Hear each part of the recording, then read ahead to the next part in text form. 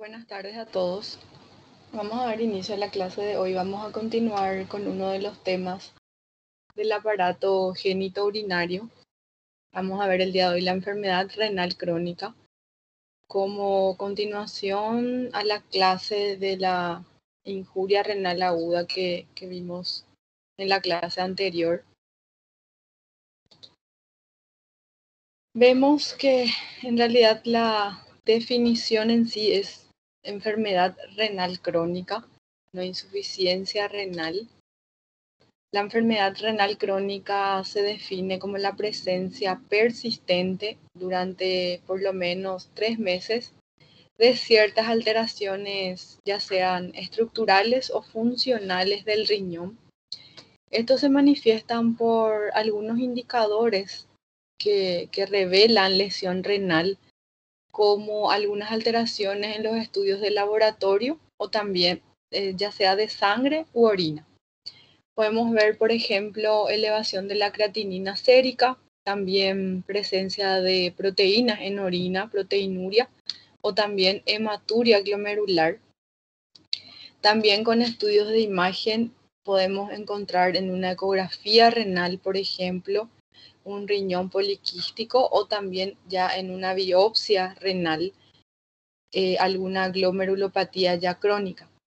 Independientemente de que se acompañen o no estos de una disminución de la tasa de filtración glomerular. Y también en algunos casos podría acompañarse de una disminución o una tasa de filtración glomerular menor a 60 ml por minuto de superficie. ¿Sí? Doutora, só um minuto. Boa noite, tudo bom? Sí. Meu nome é Luiz Cláudio, eu sou do 5º B. Eu queria Sí. fazer uma pergunta para a senhora e também uma observação. É porque eu acho que suas aulas não estão rendendo. Sí. Porque, na verdade, a senhora está só no slide. Eu queria que a senhora pudesse ser mais dinâmica. É porque realmente as aulas da senhora eu estou vendo que não está rendendo, ao meu ver. Aí eu queria saber se a senhora pode ser mais dinâmica na sua aula. Sí, sin problema. Por ¿Cómo favor. me, É só para ver se melhora, porque só ler slide não está adiantando.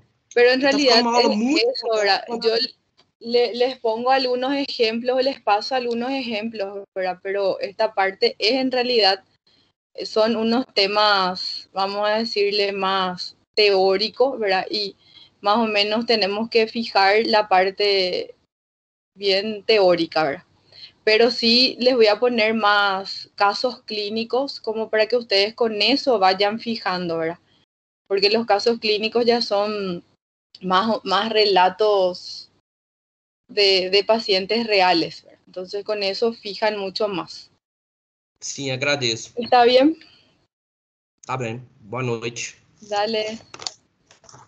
Continuando entonces, bueno, muchas gracias por la acotación. Obviamente que siempre espero, por eso siempre al final de las clases les digo si tienen alguna pregunta, ¿verdad? Porque espero de que puedan interactuar también durante la clase, ya que no nos vemos, ¿verdad? Entonces es más aburrido así. Continuando entonces con la tasa de filtración glomerular, vemos cuando hay una disminución del clearance de creatinina en un valor menor a 60 ml por minuto de superficie corporal, independientemente de que esto se acompañe o no de algunos otros indicadores de daño renal. Entonces podemos tener uno de los dos indicadores, ya sea alguna lesión a nivel estructural renal o también una disminución de la tasa de filtración glomerular. Entonces, como para ya poder hacer el diagnóstico de enfermedad renal crónica. Vemos que podemos tener por alguna enfermedad poliquística o también por una pielonefritis crónica. Obviamente que primeramente la pielonefritis es aguda y eso puede cronificar, ¿verdad? Entonces llevando ya a la enfermedad renal crónica. Vemos que esto se puede prevenir, ¿verdad? Obviamente que pudiendo o tratando todas las comorbilidades, haciendo un buen tratamiento para las comorbilidades, como por ejemplo la diabetes e hipertensión arterial, que son una de las causas más comunes que conducen a la lesión renal, eso ya en estadios más avanzados, ¿verdad? Y que esto se puede evitar. Vemos que entonces que algunas guías hablan, ¿verdad? de la, vamos a ver, la proteinuria, ¿verdad? Como punto importante como para hacer el diagnóstico. Hablamos nosotros de la presencia de al menos de uno de los dos factores durante al menos 3 meses, o sea que en este caso el tiempo de evolución es importante. Por eso nosotros podemos identificar con la historia clínica ya, ¿verdad? No siempre los pacientes conocen el tiempo de evolución de la enfermedad. En algunos casos ya hacemos diagnóstico ya en estadios avanzados, ya cuando estamos ante una enfermedad renal crónica. Pero siempre es importante tener en cuenta el tiempo de evolución, eso para cualquier tipo de patología. Vemos que la lesión renal se puede poner de manifiesto directamente, entonces, como dijimos, a partir de alteraciones histológicas. Obviamente que las alteraciones histológicas es muy difícil de identificar a no ser de que se haga una biopsia renal, o también indirectamente por la presencia de albúmina en orina, algunas alteraciones en el sedimento urinario o a través de técnicas de imagen. Entonces, mediante estos estudios nosotros podemos hacer un seguimiento al paciente.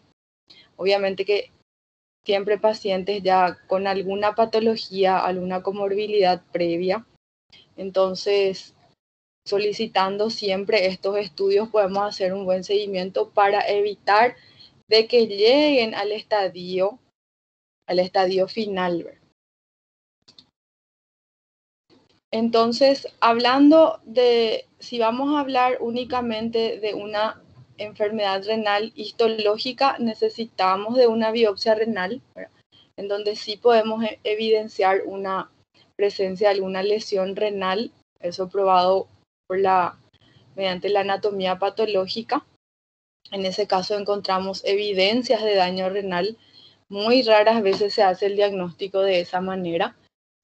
En algunos casos podemos encontrar daño renal ya mediante anatomía patológica, mediante histología, igual teniendo un porcentaje adecuado todavía de la tasa de filtración glomerular. Lo mismo que dijimos, ¿verdad? Entonces, la velocidad de filtración glomerular cuando hay una disminución en un 50% de la función renal, vemos que podemos tener un daño renal independientemente de la causa. Eso, como les dije, el tiempo de evolución por 3 meses o más. Las alteraciones generalmente deben ser persistentes y habitualmente serán progresivas. Obviamente que si eso no se trata, van a progresar y van a evolucionar la evolución natural de la enfermedad.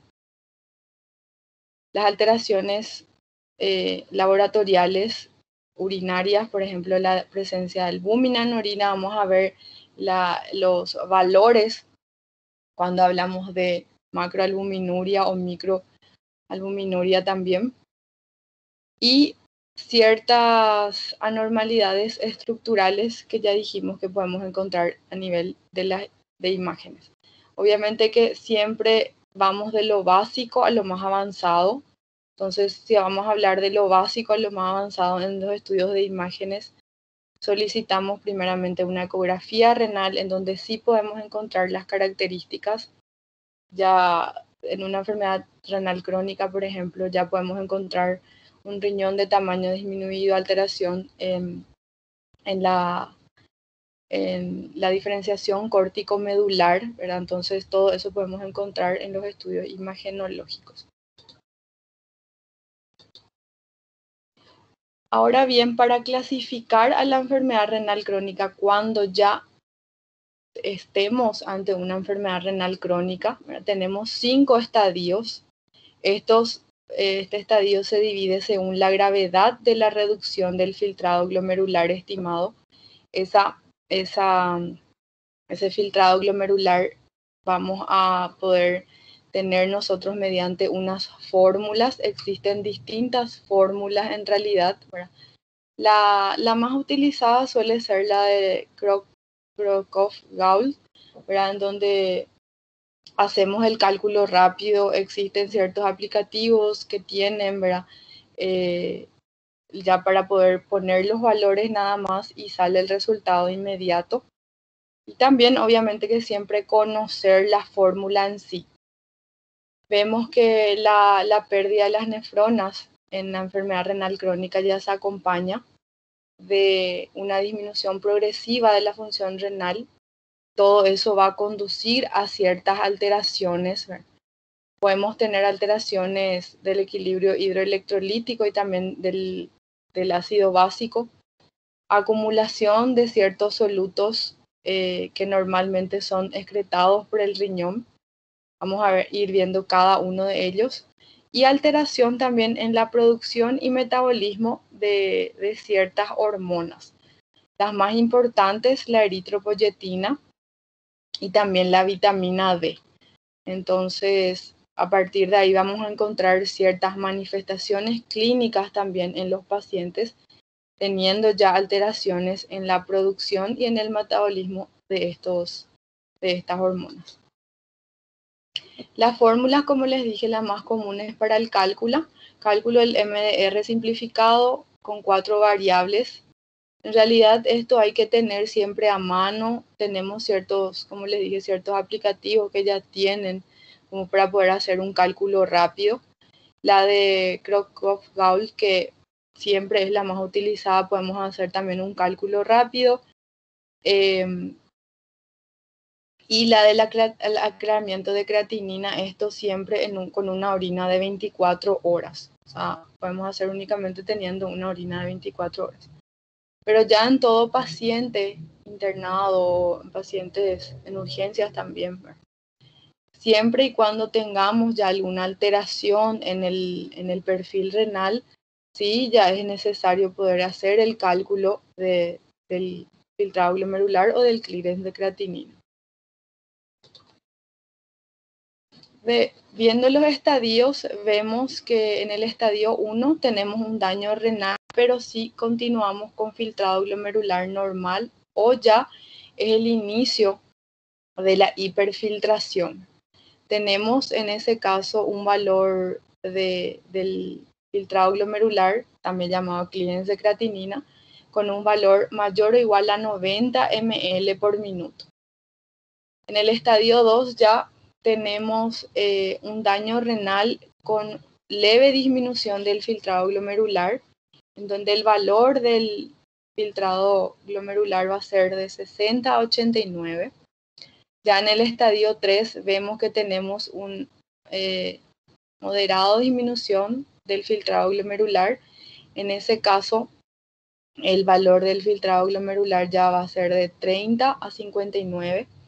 Estos estadios es importante manejar los valores porque de acuerdo a eso también vamos a hacer el tratamiento. Ya en el estadio 4 avanzado, donde hay una avanzada disminución del filtrado glomerular, el valor del filtrado glomerular sería entre 15 a 29. Y en el estadio 5 ya en donde hay un fallo renal, obviamente que en ese caso el tratamiento en sí ya es tratamiento hemodialítico. Vamos a ver después de acuerdo al tratamiento para cada uno de los estadios. Pero en este caso, en el estadio 5, donde hay un fallo renal ya instaurado, entonces en ese caso el tratamiento ya es dialítico cuando tenemos un valor del filtrado glomerular menor a 15 ml por minuto.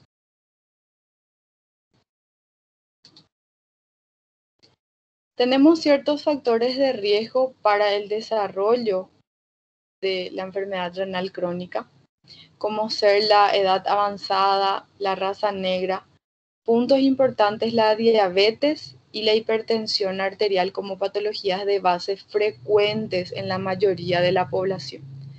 También hipoalbuminemia, dislipidemia, en realidad pacientes con dislipidemia, muchos pacientes son diabéticos, hipertensos, ya con síndrome metabólico, con sobrepeso o también obesidad, obviamente, con alteración de la hemoglobina glicada o pacientes ya diabéticos que no controlan la glicemia y tienen un alto porcentaje de la hemoglobina glicada.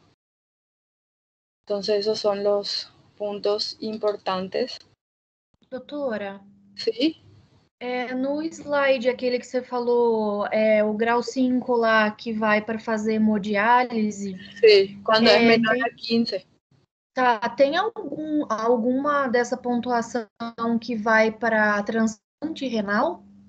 Y en realidad el tratamiento es o diálisis, ¿verdad? O trasplante renal. Esos son los dos tratamientos, ¿verdad? Obviamente que dependiendo del estado clínico del paciente, hay que hacer la hemodiálisis, ¿verdad? Un paciente que ya está en estadio terminal o con falla renal instaurada, no puede esperar mucho tiempo como para poder, y más en estadio 5, ¿verdad? Entonces, generalmente lo que se hace es evitar a un paciente que se va a trasplantar, por ejemplo. Muchos de los que se hacen trasplante ya son pacientes que están en diálisis durante años, ¿verdad? Entonces, esos son los que se trasplantan. Ahora, si se va a hacer un trasplante programado, por ejemplo, entonces lo ideal sería evitar de que llegue a hacer un síndrome urémico, por ejemplo. Pero es también una posibilidad de tratamiento. Obviamente que como ustedes saben no es fácil, ¿verdad? Pero sí cada vez más se están haciendo esos tratamientos. Siempre hay que buscar el tema del donador o dependiendo todas esas cuestiones, ¿verdad? Pero sí es también una posibilidad de tratamiento. ¿Se entendió? Gracias, doutora. Bueno, otros factores que también pueden contribuir secundariamente a la progresión de la lesión renal o del daño renal sería la proteinuria. Entonces, por eso teniendo un paciente ya con comorbilidades siempre debemos hacer el estudio, ya sea de orina simple o orina de 24 horas. En pacientes con hipertensión arterial, con lesiones tubular-intersticiales, en pacientes que son un combo, en realidad con un síndrome metabólico, con hiperlipemia o dislipidemia, diabetes, hipertensión y también en los tabaquistas. O sea, también es un factor de riesgo que puede conducir al daño renal. Ya la proteinuria, como les dije, es un punto bastante importante, ya que es un factor modificable, ¿verdad? O sea, si nosotros tenemos la posibilidad de hacer el estudio y poder tener un valor, entonces podemos tenerlo más en ojo. Esto influye preponderantemente en el pronóstico y también en la toma de decisiones para el tratamiento. Vemos que tiene un efecto tóxico a nivel renal porque induce a inflamación y también fibrosis a nivel de túbulo intersticial, y eso contribuye a con que haya pérdida de la masa de la estructura renal. Entonces, ya que tenemos la posibilidad de hacer un dosaje de proteínas en orina, entonces por eso es crucial de hacer el estudio o solicitar.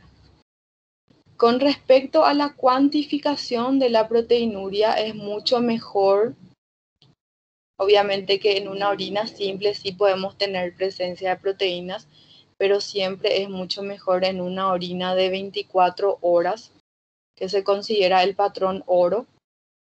Siempre es difícil poder tener certeza de que el paciente hizo una recogida completa de la orina durante ese tiempo, durante 24 horas, porque en ese caso el paciente recoge la orina en la casa o en donde sea. Entonces, también es otro punto importante a solicitar sería una muestra de orinas al azar, ¿verdad? Que nos permite establecer el cociente entre albúmina o proteínas totales también con la creatinina. En este caso presenta una buena correlación con la eliminación en 24 horas. Eso siempre, ya sea en adultos o también en niños, en una muestra aislada de orina. Y con respecto al rango o al valor de la albúmina en orina, vemos que se extiende entre 30 y 300 miligramos en 24 horas.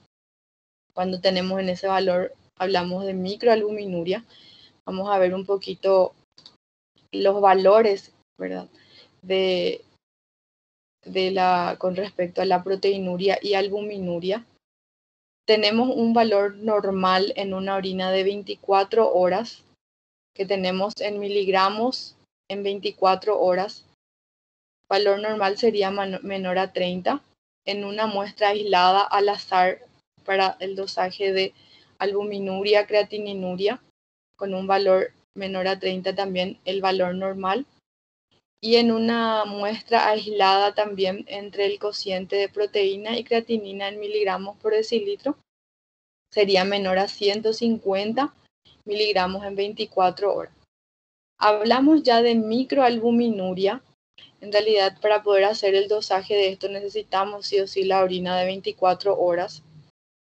En ese caso tenemos microalbuminuria ya con una orina de 24 horas con un valor de 30 a 300. En realidad es la más utilizada, ¿verdad? Con la orina de 24 horas. Y hablamos de macroalbuminuria cuando tenemos un valor mayor a 300 miligramos en 24 horas. Entonces, ese es un punto importante a tener en cuenta.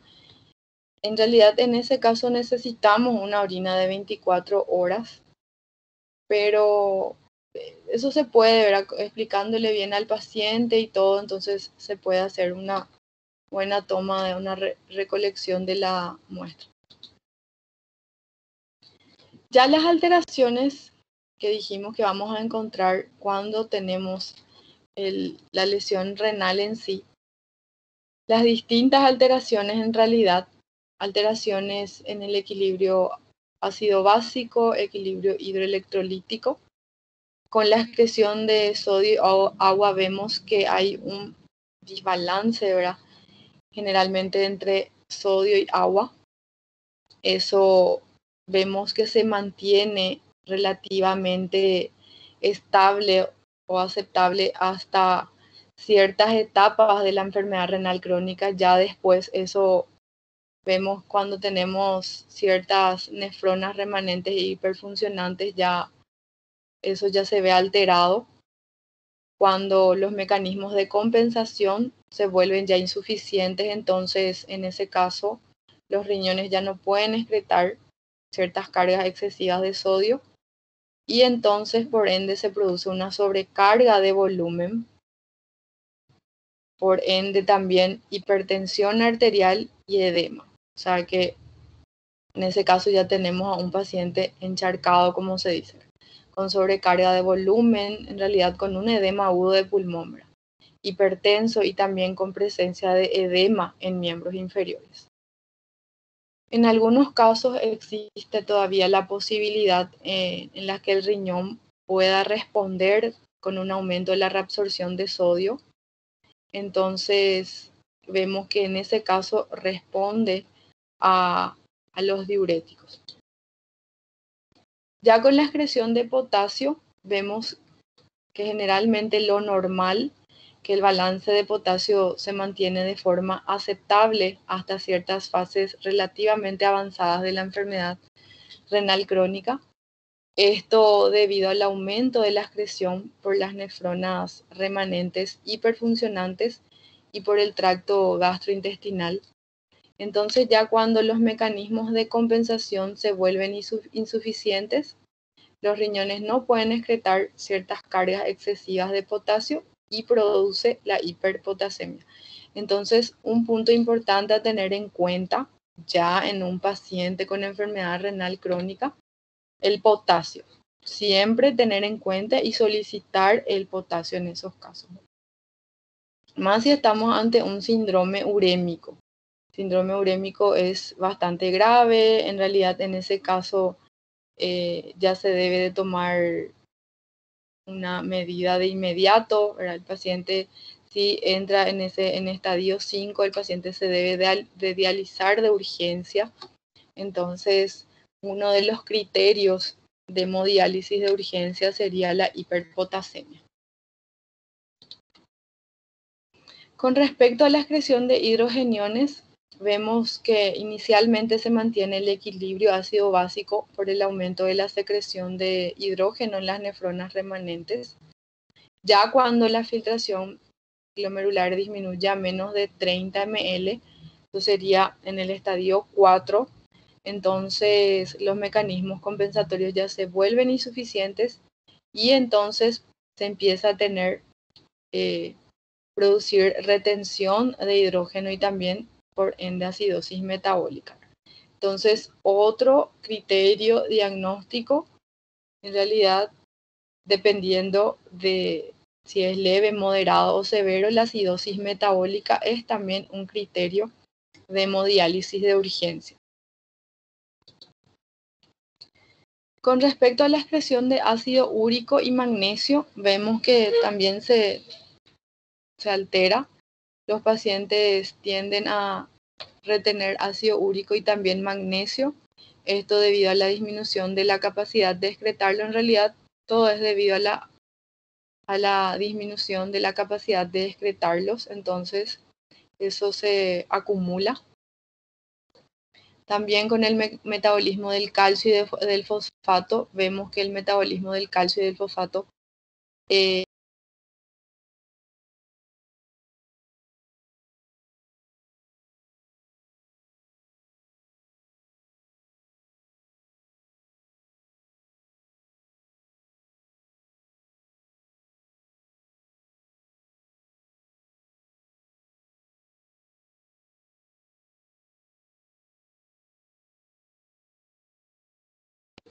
ay, socorro, ya otra vez. Bueno, discúlpenme, es que se trabó el internet ya otra vez. Entonces, tenemos ciertas lesiones óseas que en su conjunto se denominan osteodistrofia renal. En realidad, si tenemos cualquier tipo de lesión ósea, eso ya se puede describir como una osteodistrofia renal. Ya conforme progresa la enfermedad renal crónica, vemos que la excreción renal del fosfato disminuye y entonces se produce retención, como les dije de los demás, retención de fosfato también. También alteraciones en la producción y metabolismo de las hormonas, de ciertas hormonas importantes como la eritropoyetina y la vitamina D. La disminución de estas vemos que juega un papel importante en el desarrollo posterior de anemia, ya por disminución de la eritropoyetina. Entonces, como para que fijen bien, anemia tenemos en los pacientes con enfermedad renal crónica por disminución de la eritropoyetina. Y también alteración de la vitamina D, enfermedad ósea.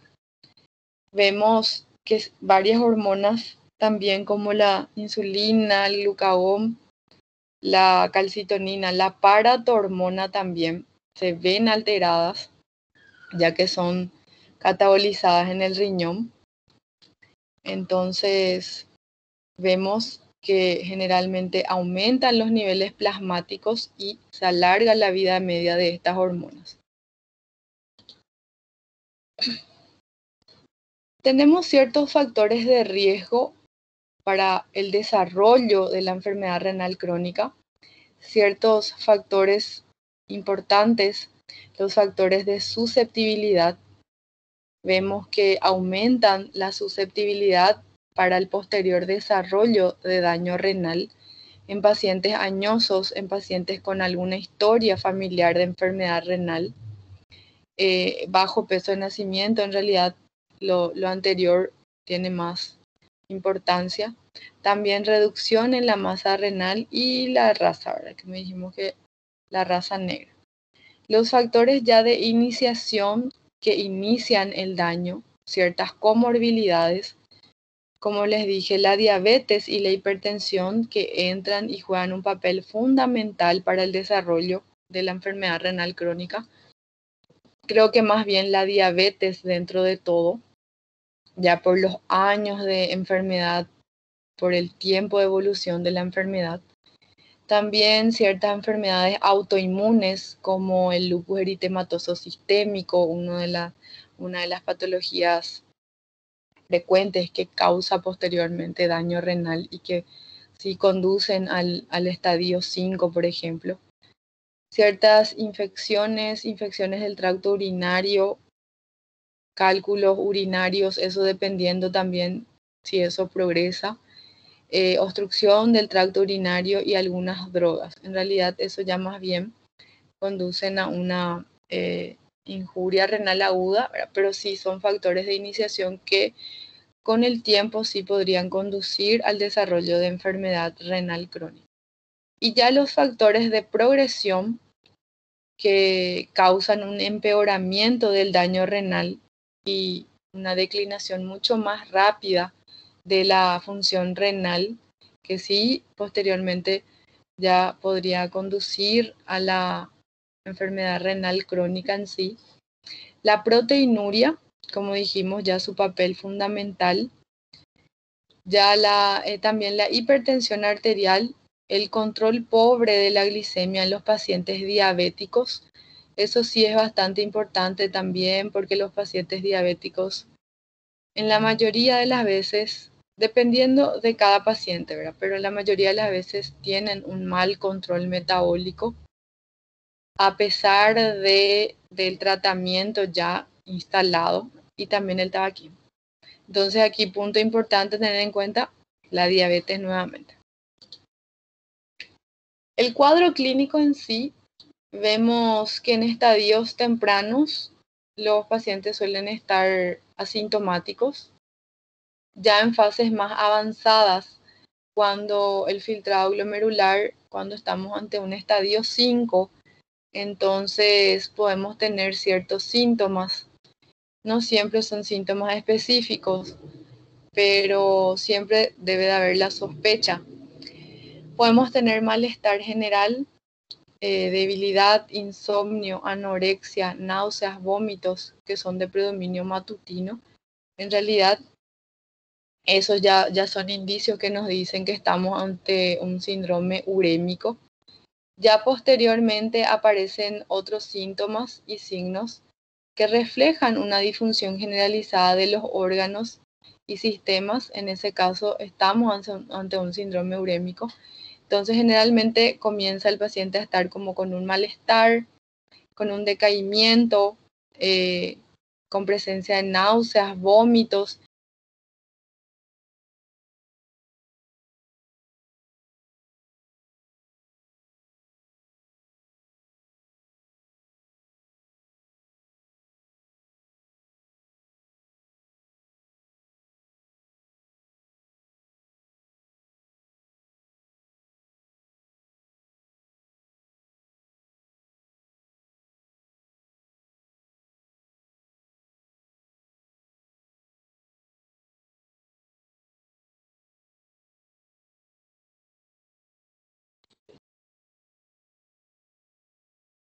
Bueno, continuando. Entonces, en ese caso ya estamos ante un síndrome urémico. Todo esto les digo, ¿por qué? Porque en la mayoría de las veces que estamos en la urgencia, por ejemplo, aparece un paciente ya con todos estos signos y síntomas y no teniendo todavía ningún estudio complementario o todavía nada, entonces nuestro diagnóstico en sí es un síndrome urémico. Entonces, si ponen ese diagnóstico no se van a equivocar. Obviamente que después ya hacemos el diagnóstico si es ya una enfermedad renal crónica y de acuerdo al filtrado glomerular hacemos y vemos en qué estadio se encuentra el paciente. Tenemos distintas manifestaciones clínicas en realidad. Vamos a ir viendo cada uno de ellos podemos tener ciertas manifestaciones a nivel del sistema nervioso, la encefalopatía urémica, eso es todo ya en estadios más avanzados, en donde el paciente está con dificultad para la concentración, obnubilación, en algunos casos micciones, también mioclonías. Entonces, ya encefalopatía urémica cuando estamos en estadios avanzados. Una polineuropatía periférica, eso vemos que puede ser difuso, simétrico y también principalmente suele ser sensitivo. Esto vemos más en pacientes diabéticos, ya con neuropatía diabética.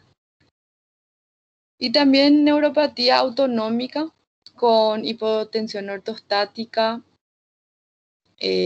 ciertos trastornos en la sudoración, no siempre refieren eso los pacientes.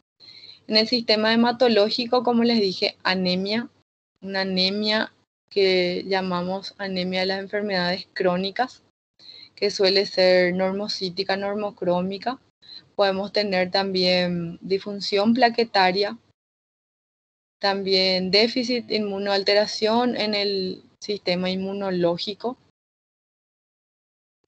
A nivel del aparato cardiovascular, hipertensión arterial, también una insuficiencia cardíaca congestiva, angina de pecho, presencia de arritmias.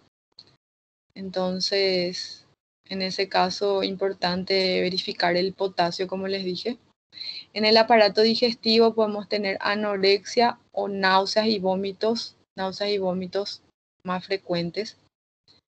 A nivel del sistema locomotor prurito, ciertos dolores. En el sistema endocrino, dislipidemia, hiperglucemia. En realidad, en estadios iniciales sí podemos tener hiperglucemia, pero ya en estadio 5, por ejemplo, los pacientes tienden a hacer hipoglucemia. Y ciertos trastornos electrolíticos y del equilibrio ácido-básico, que fuimos viendo, la hiperfosfatemia, hipocalcemia, hipermagnesemia. Con respecto a las manifestaciones cutáneas, tenemos a un paciente con un color de la piel pálido terroso. En realidad se describe de esa manera, que es característico. En las uñas podemos encontrar desaparición de la lúnula, que es la parte blanca de la uña. También prurito, presencia de prurito importante, la escarcha urémica. Podemos encontrar también equimosis y hematomas. Y menos frecuentemente se observan necrosis cutáneas, eso podemos encontrar a nivel de las manos. Eso obviamente que suele ser secundario a calcificación de los vasos de la piel, a eso llamamos calcifilaxis. Esto en algunos pacientes podemos encontrar en pacientes ya en estadio 5, en pacientes que están ya en tratamiento hemodialítico, presencia de esas necrosis cutáneas que más se pueden identificar o evidenciar a nivel de miembros superiores o también en miembros inferiores, en manos y pies. Ciertas manifestaciones cardiovasculares que son la causa más frecuente de morbimortalidad en los pacientes con enfermedad renal crónica. En muchos casos, las que conducen en realidad a la mortalidad de los pacientes, la hipertensión arterial, que sí se puede controlar, una cardiopatía isquémica, hipertrofia del ventrículo izquierdo, una insuficiencia cardíaca y muy raras veces pericarditis urémica. Pero sí, la mayoría de los pacientes con enfermedad renal crónica presentan manifestaciones cardiovasculares.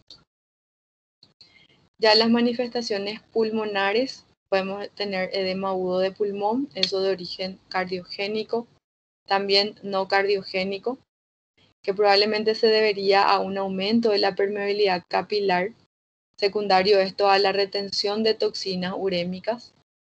También en algunos casos por alteración en el sistema inmune, infecciones pulmonares, podemos encontrar neumonía que iría la comunidad en pacientes tienden a mayor desarrollo de infecciones.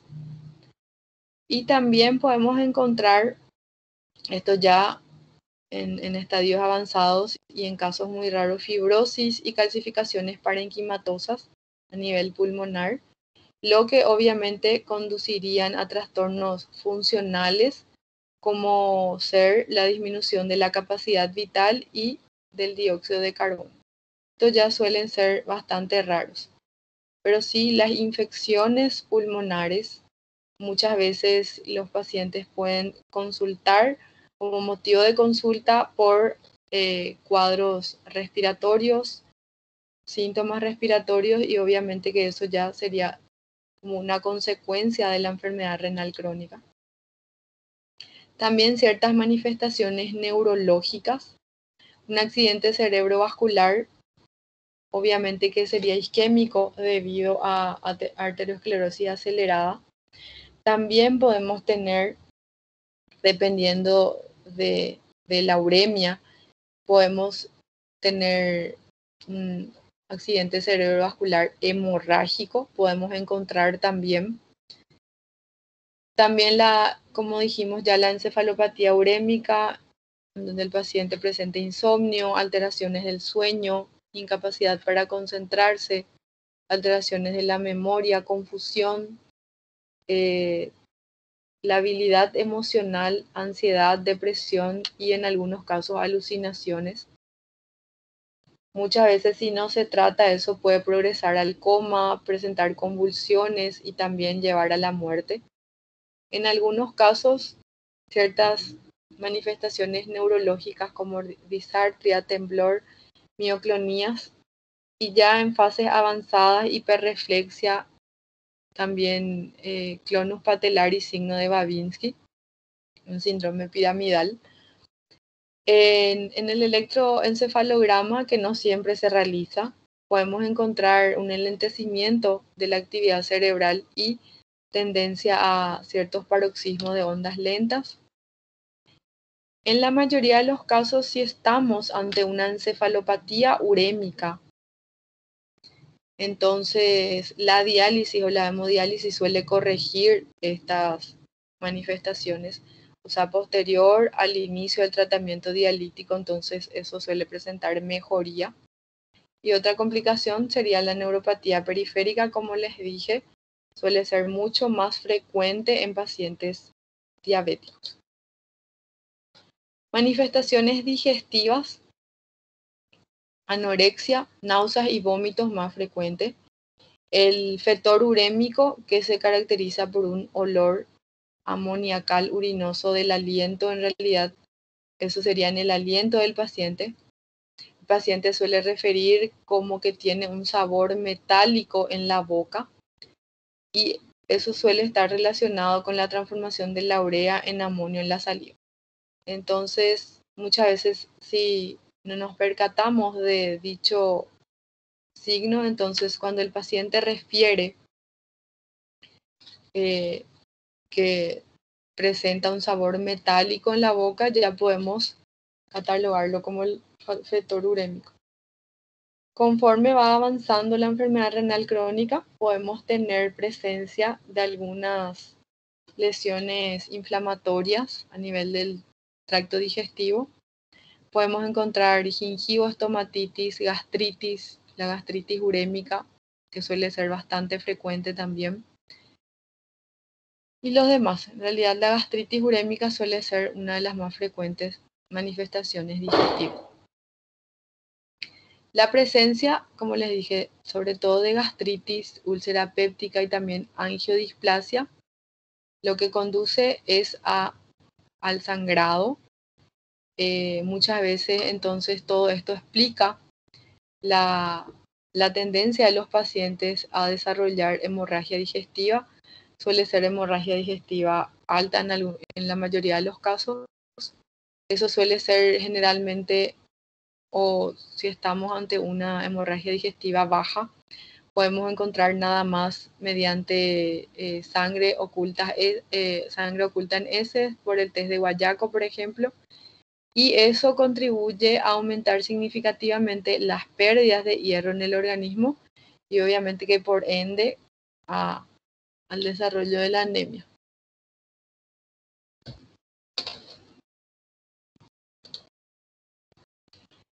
Ciertas manifestaciones hematológicas e inmunológicas. Vemos alteraciones en la serie roja, blanca y también plaquetaria. La más frecuente suele ser de la serie roja, la anemia, que suele manifestarse en etapas ya tempranas de la enfermedad. A no ser de que se asocie a alguna deficiencia significativa de hierro, ácido fólico. Como les dije, la anemia suele ser típicamente una anemia normocítica, normocrómica, a la que llamamos la anemia de las enfermedades crónicas. Vemos que los glóbulos blancos suelen ser normales y en realidad aumenta cuando estamos ante algún tipo de infección. Las plaquetas pueden ser normales o también en algunos casos pueden estar ligeramente disminuidas. En la uremia ya avanzada vemos el tiempo de sangrado que suele estar alargado, eso debido a la disfunción plaquetaria. Entonces, como punto importante a tener en cuenta con respecto a las manifestaciones hematológicas, en realidad vamos a hablar de leucocitosis, aumento de glóbulos blancos cuando hay alguna infección asociada. Ahora, la anemia en sí es característica en la mayoría de las veces, como les dije, la anemia normocítica normocrónica. Las manifestaciones óseas, vemos alteraciones del metabolismo óseo y mineral que suelen estar asociadas a la enfermedad renal crónica. Podemos encontrar alteraciones bioquímicas en los estudios laboratoriales en los niveles de calcio, fosfato, la paratormona y del metabolismo de la vitamina D. En realidad debemos hacer el dosaje de estos como para poder suplementar en el caso de que haya disminución de estos. También alteraciones del recambio óseo, de la mineralización, volumen, crecimiento lineal y fuerza. Y ciertas calcificaciones vasculares y de tejidos blandos. En realidad aquí, punto importante a tener en cuenta.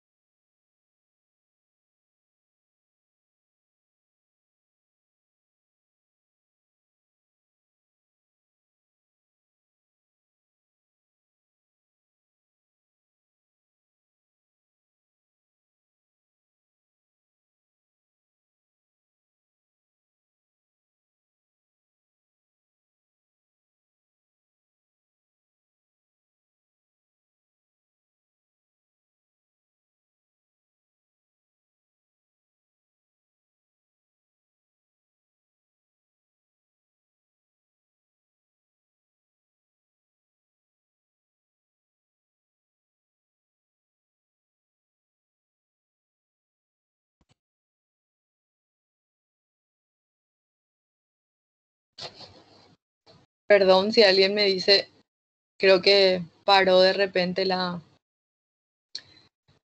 clase.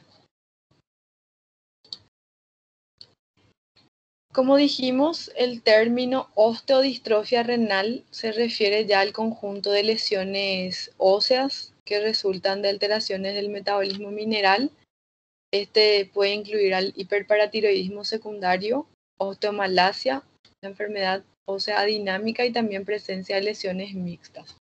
Entonces, ya se puede, habiendo lesiones óseas, se puede catalogar como osteodistrofia renal.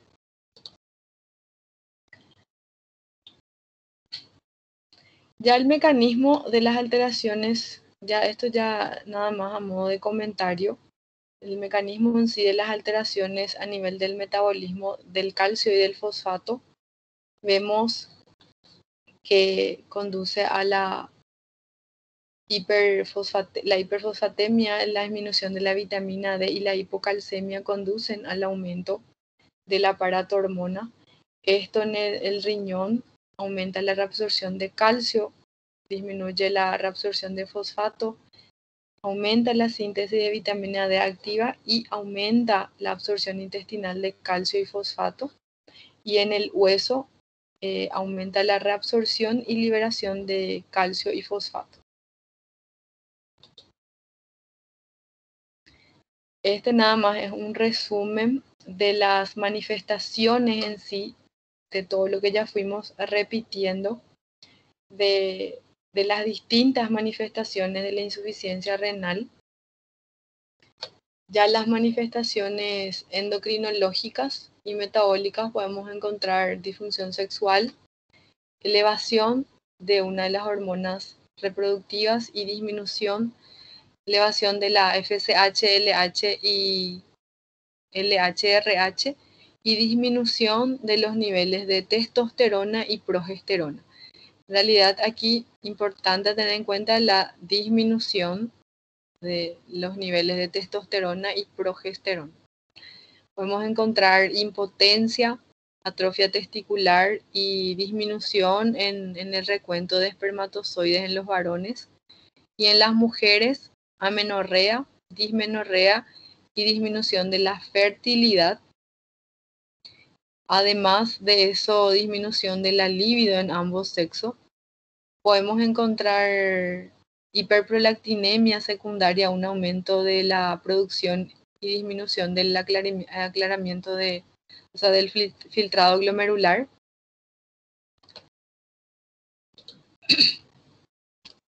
Vemos que en realidad la mayoría de las hormonas se ven afectadas, disminución de los niveles del T4, T4 total, T3 y T3 libre.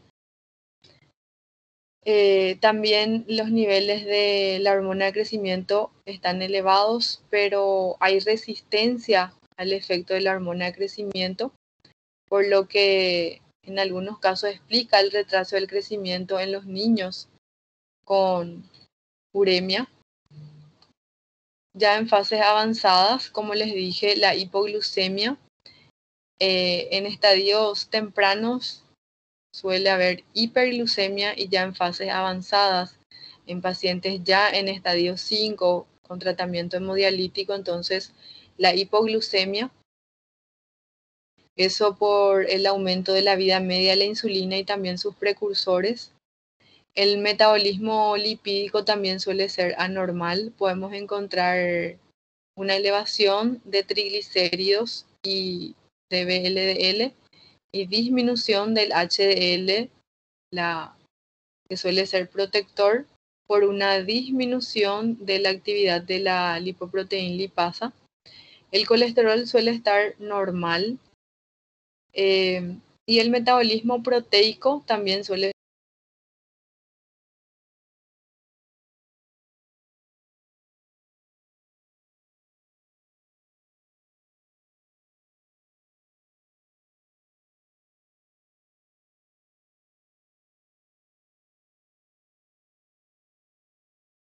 tener proteínas y aumenta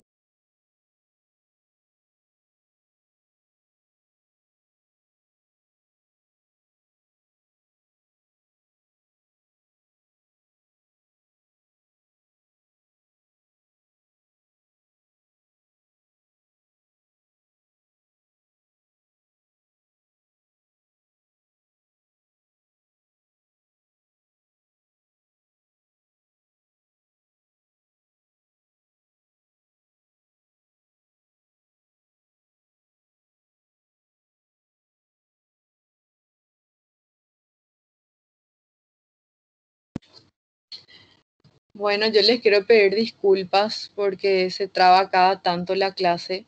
En realidad, hoy toda la tarde tuvimos problemas con internet, entonces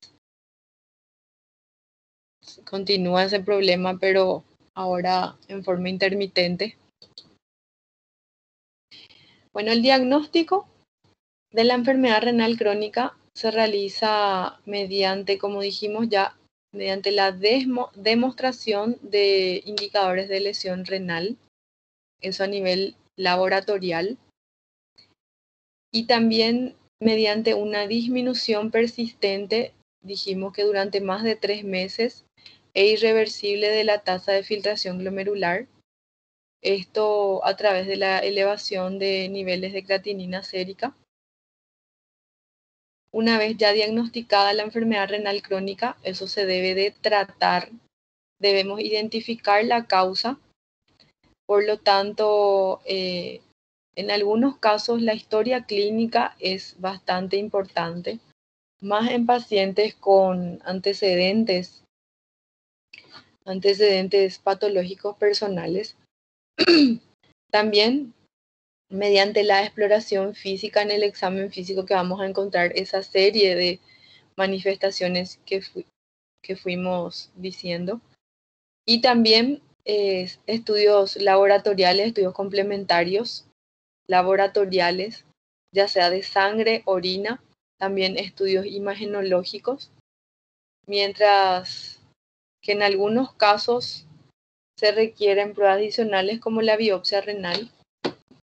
Entonces, no siempre, pero sí en algunos casos, ya cuando estamos en estadios avanzados, en estadio 5, ya no suele ayudar la biopsia renal como para hacer un diagnóstico. El tratamiento en sí de la enfermedad renal crónica inicialmente suele ser conservador dependiendo del estadio, con dieta y fármacos. Eso hablamos hasta el estadio 4. Entonces la dieta y fármacos nefroprotectores como los IECA, ARA2, entonces en esos estadios, y ya en fases avanzadas, en donde la tasa de filtración glomerular es menor a 10-15 ml por minuto, el tratamiento en sí ya es tratamiento sustitutivo renal, con diálisis o trasplante renal, como ya dijimos. Aquí un punto importante a tener en cuenta si estamos ante un paciente con síndrome urémico, por ejemplo, en una urgencia, tenemos todos los criterios para catalogar como síndrome urémico. Eso suele suceder en pacientes que ya conocía su diagnóstico. En algunos casos existen pacientes que se niegan ya al tratamiento sustitutivo renal hasta llegar al estadio 5 y llegar al desarrollo del síndrome urémico. Entonces, en ese caso se debe de actuar de inmediato. En esos casos lo que hacemos es instalar un catéter de hemodiálisis e iniciar el tratamiento hemodialítico. Obviamente que eso no es lo ideal, pero suele suceder.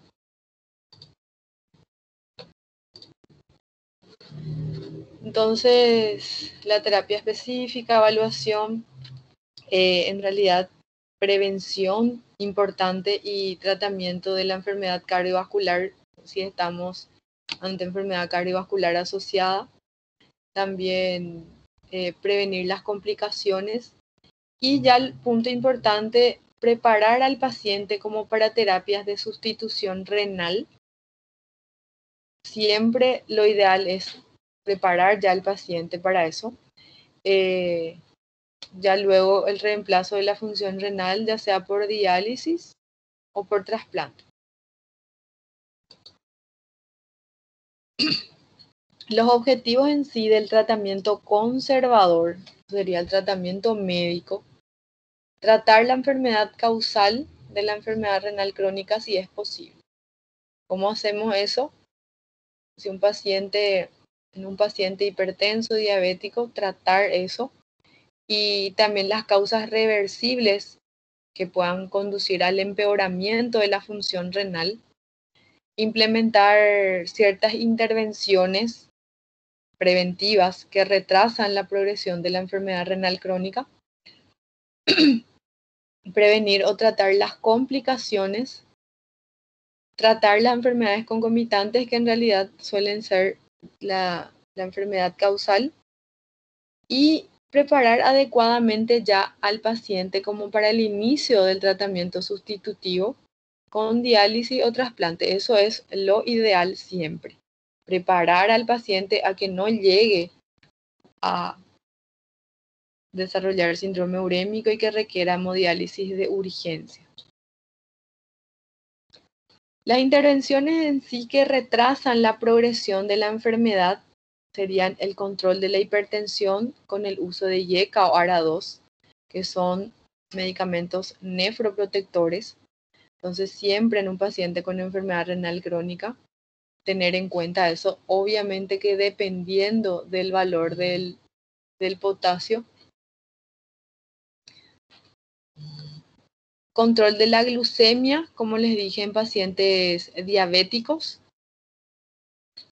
El control de la hipertensión arterial es importante no solo porque este reduce la progresión de la enfermedad renal crónica con el uso del IECA o ARA2, sino también porque es un factor de riesgo coronario, también de hipertrofia del ventrículo izquierdo, todo es. Y estas medicaciones reducen la progresión también de la insuficiencia cardíaca. Ya la prevención y tratamiento de las complicaciones, lo mismo, los ajustes en la dieta, se debe modificar esto de acuerdo al avance de la enfermedad.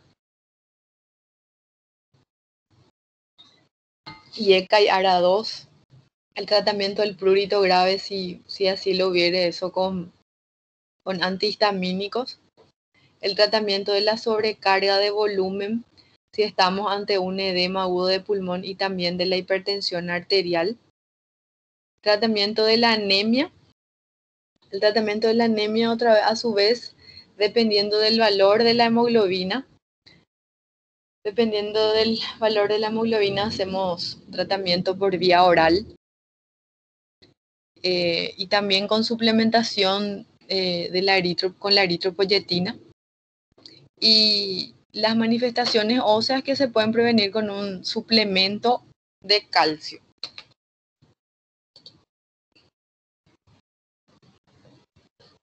Ya la prevención y tratamiento de las enfermedades concomitantes, lo que hacemos es prevenir los factores de riesgo, más bien de las enfermedades cardiovasculares que son de suma importancia, ya que estos suelen ser la causa más frecuente de muerte, causa de morbimortalidad en los pacientes con enfermedad renal crónica. Se recomiendan dosis bajas de ácido acetil salicílico diariamente, esto entre 100 a 300 miligramos por día, y repitiendo nuevamente el control adecuado de la diabetes.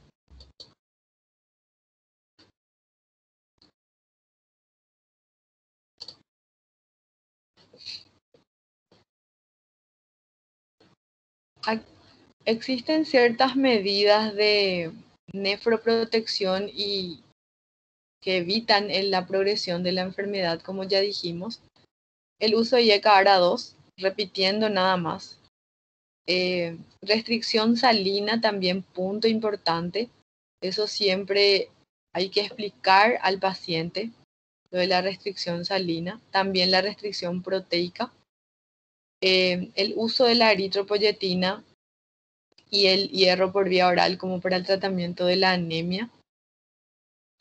Las estatinas en casos de hiperlipemia.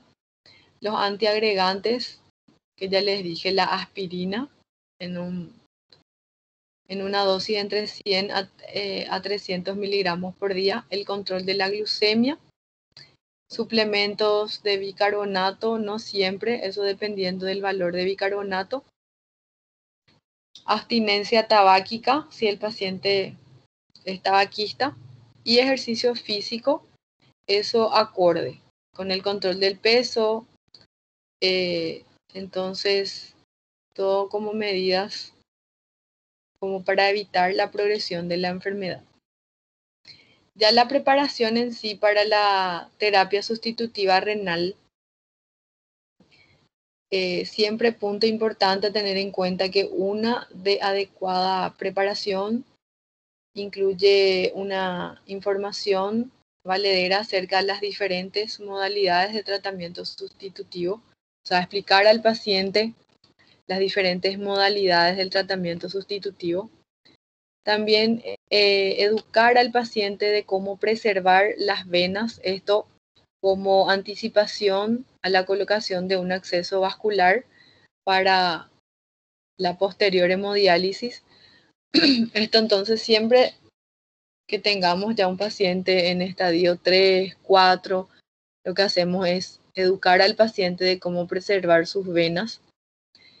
Trabajo social como para preparar logística, eso más bien un trabajo psicológico que se le hace al paciente como para prepararle a lo que sería su tratamiento. Ya la colocación de un acceso vascular para hemodiálisis, preferentemente con una fístula arteriovenosa.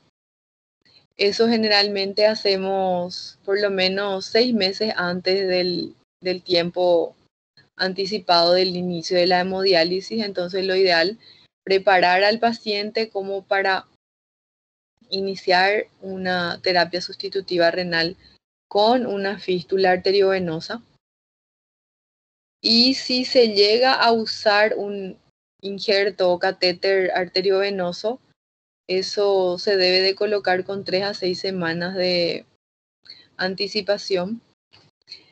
Y para colocación de un catéter de diálisis peritoneal entre 2 a 4 semanas antes del inicio de esta modalidad de diálisis. Entonces siempre lo ideal es preparar al paciente como para el inicio del tratamiento. Bueno, esa sería la clase de hoy. No sé si tienen alguna pregunta, si alguien sigue acompañando la clase. Voy a esperar porque la enfermedad renal crónica en realidad es una patología, dependiendo del paciente, en realidad es una patología frecuente, en donde vamos a encontrar una diversidad de manifestaciones clínicas en los pacientes. Como les dije, las patologías o las comorbilidades que conducen más frecuentemente a la enfermedad renal crónica suele ser la diabetes y la hipertensión arterial. O en algunos casos también podemos encontrar otras patologías como ciertas enfermedades autoinmunes. Entonces, es una patología bastante compleja con una diversidad de manifestaciones clínicas que hay que tener en cuenta y tener fijar bien.